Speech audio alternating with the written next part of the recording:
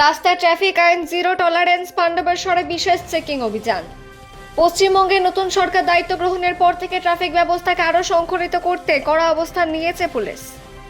সেই নির্দেশ বাস্তবায়নে মাঠে নেমেছে আসানসোল দুর্গাপুর পুলিশ কমিশনারেট। শহর ও শিল্পাঞ্চলের গুরুত্বপূর্ণ মোড়গুলিতে শুরু হয়েছে বিশেষ নজরদারি ট্রাফিক অভিযান। শনিবার সকাল থেকে পাণ্ডবেশ্বর এলাকায় দেখা যায় পুলিশের ব্যাপক তৎপরতা। পাণ্ডবেশ্বর থানার পুলিশ ও পাণ্ডবেশ্বরে ট্রাফিক গার্ড যৌথভাবে হরিপুর গাইঘাটা মোড়ে বিশেষ ট্রাফিক চেকিং ক্যাম্প পরিচালনা করেন। অভিযানের মূল উদ্দেশ্য ছিল অটো টোটোতে অতিরিক্ত যাত্রী বহন করা এবং ট্রাফিক আইন অমান্যকারী যানবাহনের বিরুদ্ধে ব্যবস্থা নেওয়া।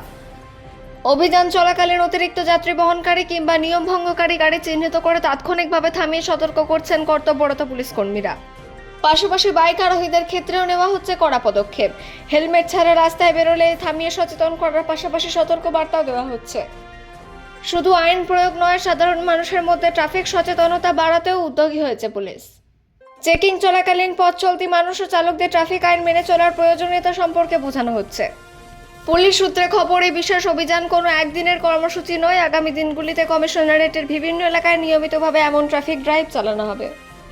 প্রশাসনের লক্ষ্যে সড়ক দুর্ঘটনা কমিয়ে ট্রাফিক ব্যবস্থাকে আরও নিরাপদ ও শৃঙ্খলিত করে তোলা। পাণ্ডবেশ্বর থেকে অজিত নেসা, রিপোর্ট নিউজে।